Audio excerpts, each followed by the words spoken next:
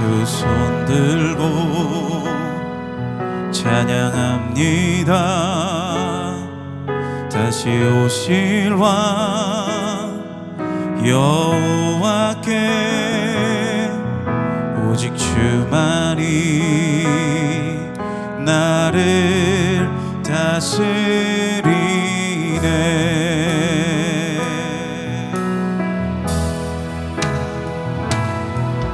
두 손 들고 찬양합니다.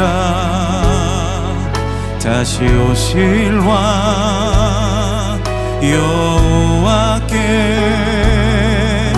오직 주만이 나를 다스리네.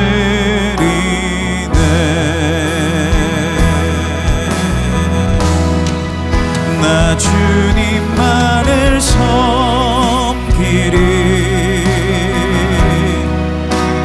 헛된 마음 버리고 성령이여 내 영혼 충만하게 하소서. 나 주님만을 섬기리.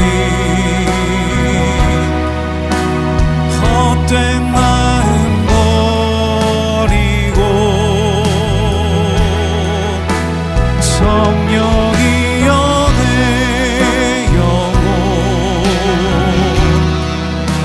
충만하게 하소서.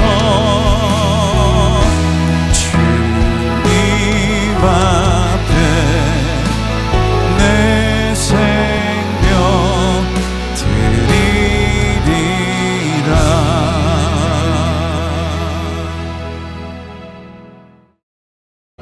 요셉이 바로에게 아뢰되 바로의 꿈은 하나라. 하나님이 그가 하실 일을 바로에게 보이심이니이다. 7 좋은 암소는 7회요 7 좋은 이삭도 7회니 그 꿈은 하나라.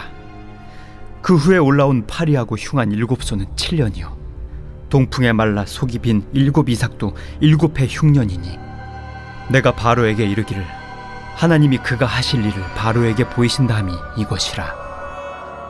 온 애굽 땅에 7회 큰 풍년이 있겠고 후에 7회 흉년이 들므로 애굽 땅에 있던 풍년을 다 잊어버리게 되고 이 땅이 그 기근으로 망하리니 후에 든 그 흉년이 너무 심함으로 이전 풍년을 이 땅에서 기억하지 못하게 되리이다. 바로께서 꿈을 2번 겹쳐 꾸신 것은 하나님이 이 일을 정하셨음이라. 하나님이 속히 행하시리니 이제 바로께서는 명철하고 지혜 있는 사람을 택하여 애굽 땅을 다스리게 하시고 바로께서는 또 이같이 행하사 나라 안에 감독관들을 두어 그 7회 풍년에 애굽 땅의 5분의 1을 거두되 그들로 장차 올 풍년의 모든 곡물을 거두고 그 곡물을 바로의 손에 돌려 양식을 위하여 각 성읍에 쌓아두게 하소서. 이와 같이 그 곡물을 이 땅에 저장하여 애굽 땅에 임할 7회 흉년에 대비하시면 땅이 이 흉년으로 말미암아 망하지 아니하리이다. 우리가 살아가는 세상은 아름다운 모습만 있는 것은 아닙니다. 보이는 세상 뒤쪽 한켠에는 불법이 만연하고 전쟁이 끊어지지 않고 또한 탐욕에 가득한 현실이 숨어 있죠. 그런 세상을 마주할 때마다 하나님의 공의가 정말 있는 걸까? 라는 질문이 절로 나옵니다. 하박국 선지자가 어찌하여 내게 죄악을 보게 하시며 패역을 눈으로 보게 하시나이까? 라고 고백했던 그 마음이 우리 마음과 크게 다르지 않습니다. 세상을 보면 하나님의 공의가 잘 안 보이기도 하죠. 한꺼번에 우리의 삶을 위협하는 경제 위기, 사회적 갈등, 국제전쟁까지 무엇이 옳은지 분별하기도 전에 수많은 사건들이 우리를 짓누립니다. 그러다 보면 우리도 모르게 하나님의 임재를 외면하고 모든 게 사람의 힘과 지혜로만 움직이는 것처럼 착각할 때가 있습니다. 하지만 성경은 분명히 말합니다. 개인의 삶과 나라의 운영, 세계의 역사는 여전히 하나님의 주권과 통치 아래 있음을 알려줍니다. 설령 개인의 고난이 10년, 아니 20년을 훌쩍 지내보낼 수 있어요.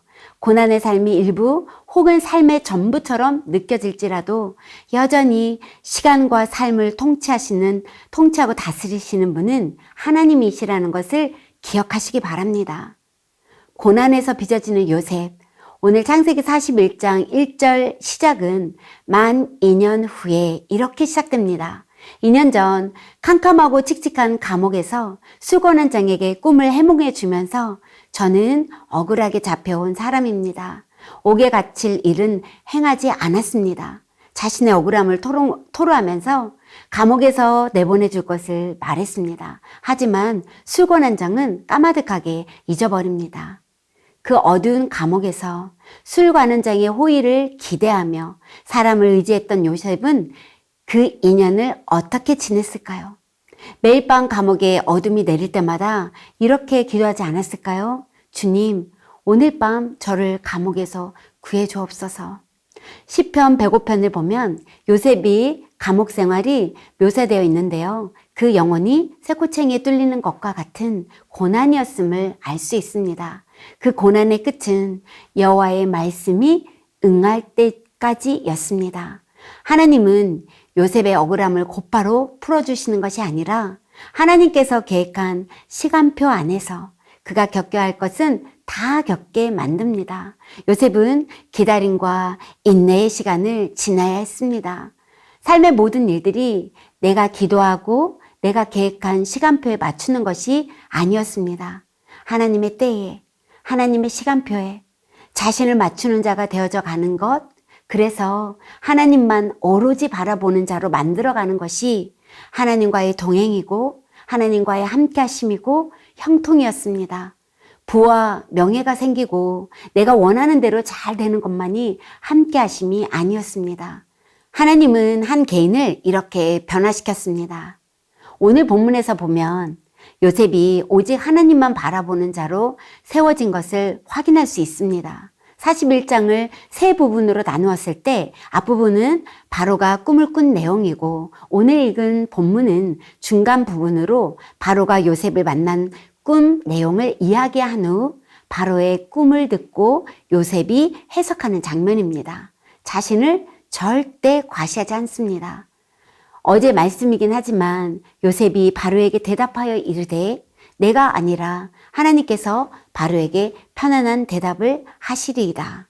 쉽게 말하자면 저는 답을 아는 자가 아닙니다. 그러나 저는 모든 답을 아시는 하나님을 섬기고 있습니다. 그러므로 우리 모두는 하나님의 말씀을 들어야 합니다. 그러면 하나님은 우리가 알아야 할 것을 말씀해 주실 것입니다. 왜 요셉이 이토록 겸손하고도 담대하게 이야기할 수 있었을까요? 찰스 스윈돌은 요셉에 대해 이렇게 기록합니다. 그는 마음이 부서지도록 아픈 적이 있었기 때문이다. 그는 고난의 불바다에서 연단받았기 때문이다. 수년 동안 그의 외적 환경은 정말로 견딜 수 없는 것처럼 보였지만 그의 내적 상황은 정금으로 변하고 있었다. 그리고 41장 25절 요셉이 바로에게 아뢰되 바로의 꿈은 하나라. 하나님이 그가 하실 일을 바로에게 보이심이니이다. 바로에게 답변하는 내내 하나님을 언급합니다. 자신에게 사건을 집중시키지 않고 바로로 하여금 여호와를 바라보게 했습니다. 형들에 의해 버려지고 감옥에서 버려지고 잊혀진 수년간의 외로운 시간 동안 요셉은 알았습니다. 나의 바램과 나의 간절한 꿈에 의해 모든 것이 되는 것이 아니라 하나님의 목적을 위해 하나님의 때에 하나님의 방법으로 역사하시도록 맡기는 법을 배운 것이죠. 저희들도 마찬가지죠. 소나기에 넣으면 물거품처럼 사라지는 것들을 얻기 위해 안달하며 안 준다고 불평해요. 그것을 갖기 위해 상황을 조작하기도 하죠. 사실 소나기에 넣으면 아무것도 아닌데 말입니다. 그런데 우리 바램처럼 쉽게 되나요? 안 됩니다. 그 안 되는 그것 때문에 나 자신을 보게 되죠. 내가 무엇 때문에 이러고 있는 거지? 내가 들고 있던 것들을 하나씩 내려놓습니다. 또 내려놓고 또 내려놓고 결국 나를 부인하는 자리로 가서 오로지 하나님만 의지하는 자로 서서 그분께 맡기죠. 질그릇과 같이 연약한 저희들을 정금같이 만들어가는 것을 깨닫습니다. 이것이 은혜입니다. 아, 이것이 은혜구나. 이 단어가 마음 깊이 느껴지기까지 반백년이 넘는 시간이 걸렸습니다. 하지만 뒤돌아보면 그 긴 세월 동안 하나님은 한순간도 우리를 놓지 않으시고 다듬어 주시고 연단하시고 결국 은혜로 채워주셨습니다. 맞죠? 주권자 하나님, 하나님은 그가 하실 일을 왜 바로에게 보이셨을까요? 하나님께서 바로에게 꿈을 통해 앞으로 하실 일을 보여주신 것은 단순히 애굽의 왕에게 경고하기 위함이 아니었습니다. 나일강 앞에서 등장한 7 좋은 암소와 7 좋은 이삭, 파리하고 흉한 7 소와 말라 속이 빈 7 이삭은 애굽 사람들에게 매우 익숙한 상징물이었습니다. 애굽은 나일강을 신성하게 여겨 숭배했고 암소는 다산과 풍요의 상징으로 신상까지 만들어 섬겼습니다. 또한 곡물과 이삭은 풍요와 생명의 근원으로 여겼습니다. 바로 자신도 신으로 추앙받던 나라에서 하나님은 애굽 사람들이 가장 잘 이해할 수 있는 방식으로 알려주신 거였어요. 풍년과 흉년이 애굽의 신들이나 바로의 권세가 아니라 역사의 주권자이신 하나님의 손에 달려 있다, 이것을 알려주신 거죠. 하나님께서 장래일을 작정하시고 그것을 이방의 왕인 바로에게 계시하여 하나님의 백성 요셉의 가족과 온 땅을 구원하시려는 하나님의 주권적 계획임을 성경을 통해서 우리는 정확하게 알 수 있습니다. 잠언 21장 1절은 왕의 마음은 여호와의 손에 있는 물의 흐름 같아서 그가 원하는 대로 돌이키니라.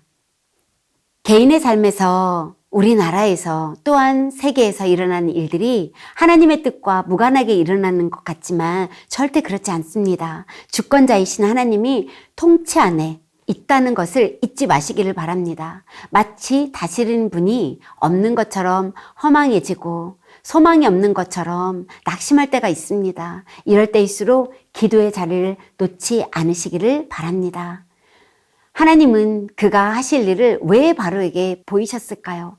왜 요셉이 꿈을 해석하게 하셨을까요? 이건 두 번째인데요. 요셉을 통해 그 뜻을 밝히심으로써 하나님의 구원 계획이 이어지도록 하셨어요. 아브라함에게 약속하신 열방을 복되게 하리라. 이 언약의 성취를 준비하는 단계였습니다. 결국 이 사건을 통해 이스라엘 가족이 애굽으로 내려가고 그 후 약 400년 후에 출애굽 사건으로 이어지는 구속사의 큰 흐름이 시작됩니다. 지금으로부터 약 3700년 전에 요셉에게 역사하셨던 하나님이 지금 우리가 믿고 있는 동일한 하나님입니다. 그분은 역사의 주관자이시고 온 세계의 통치자이십니다. 그런데 혹시 우리가 그 하나님을 능력 없는 분처럼 여기고 있지는 않습니까? 하나님은 지금도 살아계시고 여전히 우리의 삶과 세상을 다스리고 계십니다. 모든 것이 우리의 때가 아닌 하나님의 때에 이루어질 것입니다. 그때까지 견디고 인내하고 그분 앞에 무릎 꿇는 거죠. 이 삶이 동행하는 자의 모습입니다. 본문으로 더 들어가서 살펴보면 바로께서 꿈을 2번 겹쳐 꾸신 것은 하나님이 이 일을 정하셨습니다. 하나님이 속히 행하시리니 바로에게 같은 내용의 꿈을 2번 겹쳐 꾸게 하신 것은 하나님이 주체가 하나님이십니다. 하나님이 이 일을 정하셨고 신속하게 진행시킬 것임을 나타내기 위함이었다고 합니다. 그리고 꿈을 해석하는 것으로 마치지 않습니다. 꿈이 안고 있는 심각한 문제를 구체적으로 해결하는 최선의 방법까지 제안합니다. 풍년의 기한조차 지어질 만큼 흉년은 혹독할 것이다. 풍년의 곡식을 저장하여 흉년을 대비하라. 먼저 올 풍년은 축복이 아니라 흉년을 대비해야 하는 시간이었습니다. 풍년의 시간이 유혹의 시간이 될 수 있었죠. 잘 먹고 잘 살다 보면 마음이 교만해져 풍년이 영원할 것처럼 실컷 먹고 즐기고 남는 곡식은 술을 빚어서 취해봅시다. 이렇게 할 수 있죠. 이것이 우리의 모습이기도 하고요. 우리의 삶에도 풍년과 흉년이 있습니다. 성공과 번뇌의 때가 있지만 한없이 낮아지며 삶의 위기와 고난을 겪으며 마치 사망의 골짜기를 지나가는 듯한 힘든 시간의 때도 있습니다. 그러나 하나님은 그 모든 과정을 통해 하나님만 아시는 놀라운 구원의 길을 준비하십니다. 풍년 같은 때에는 준비하라. 흉년 같은 위기에는 눈을 들어 하나님을 신뢰하라. 결국 풍년 뒤에 올 흉년을 대비하며 곡식이 많다고 흥청망청 쓰지 말고 적어도 5분의 1은 비축을 해두어야 목숨을 구할 수 있다고 대안을 말했습니다. 이것은 생명을 살리는 유일한 대안이었습니다. 이 지혜는 애굽뿐만 아니라 주변 나라들까지 많은 생명을 살렸고 결국 이스라엘 가족이 애굽으로 내려가는 구속사의 전환점이 되었던 거죠. 조금까지만 해도 지하 감옥에서 죄수로 감옥살이 하던 그가 이제는 왕 앞에서 하나님이 하실 일을 대신해서 말하는 자로 서 있던 것입니다. 요셉의 능력은 그 지와 명철에서 나온 것이 아니었습니다. 하나님께서 함께 하심으로 비롯된 것이었어요. 요셉은 하나님의 계시를 분별하는 자였고 그의 지혜는 결국 많은 생명을 살리는 구원의 그림자였습니다. 마치 예수님을 예표하는 그림자였던 거죠. 창세기 마지막 장에서 요셉은 형들이 자신을 헤아려 했던 일을 두고 이렇게 고백합니다. 당신들은 나를 헤아려 하였으나 하나님은 그것을 선으로 바꾸사 오늘과 같이 많은 백성의 생명을 구원하게 하셨나니 요셉은 진심으로 하나님의 구원의 섭리를 깨달았습니다. 그렇다면 지금 이 말씀 앞에 서 있는 우리는 어떻습니까? 우리는 하나님의 계신 성경을 제대로 분별하며 살아가고 있습니까? 우리의 일상이 하나님의 죄와 명철을 드러내는 삶입니까? 정리하겠습니다. 오늘 본문은 요셉의 꿈이 어떻게 이루어져 가고 있으며 어떻게 성공했는가를 배우는 성공담 본문이 아닙니다. 왕의 마음은 여호와의 손에 있는 물의 흐름 같아서 그가 원하는 대로 돌이키니라. 물줄기는 자유롭게 흐르는 것 같지만 다른 길을 내면 방향이 바뀌듯 왕의 마음도 하나님께서 원하시는 방향으로 돌이킬 수 있다는 말씀이죠. 인간의 권세가 아니라 하나님의 주권이 역사를 움직인다는 것입니다. 하나님으로부터 받은 지혜와 명철로 요셉이 7년 흉년을 대비하는 구체적인 대책을 세운 것 또한 기근으로부터 요셉의 가족, 언약의 자손을 지키고 결과적으로 메시아가 오실 계보를 보존하기 위한 하나님의 구체적인 섭리였습니다. 하나님께서 자기 백성을 구원하시기 위해 역사의 수레바퀴를 어떻게 돌리고 계시는지를 알고 주권자 대신 하나님을 더욱 온전히 바라보시기를 바랍니다. 약 3700년 전에 요셉과 함께 하신 그 위대하신 하나님이 현재 지금 나의 하나님이심을 말씀을 통해 목도하며 크신 하나님의 구원 서사 속에서 우리 또한 일상을 살고 있다는 것을 꼭 기억하시기 바랍니다. 기도 제목을 함께 읽겠습니다. 세상의 역사는 우연이나 인간의 통치자의 힘이 아니라 하나님의 확고한 작정 아래 있음을 알고 하나님의 주권을 전적으로 신뢰하게 하소서. 아멘. 오직 성령께서 부어주시는 명철과 지혜로 삶의 문제들을 해결하게 하시고 우리 자신이 구원의 통로가 되게 하소서. 아멘. 풍요의 때가 유혹의 시간이 되지 않게 하시고 흉년 같은 때에는 더욱 하나님을 의지하는 지혜를 주소서. 아멘.